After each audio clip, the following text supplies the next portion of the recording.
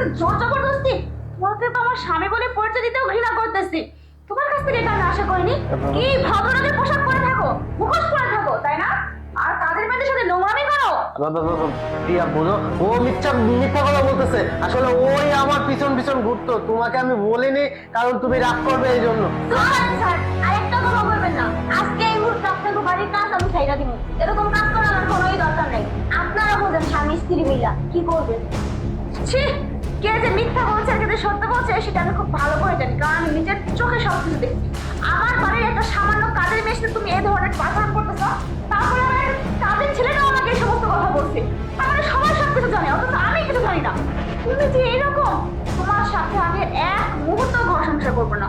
যার মন মানসিকতা এতটা নিচ নোংরা, তার সাথে আমি থাকতে পারবো না, ঠিক আছে? তুমি না একটা কাজের মেয়েকে ডিজার্ভ করো। তুমি একটা কাজ করো, তুমি কাজের মেয়ে নিয়ে ঘর সংসার করো, থাকো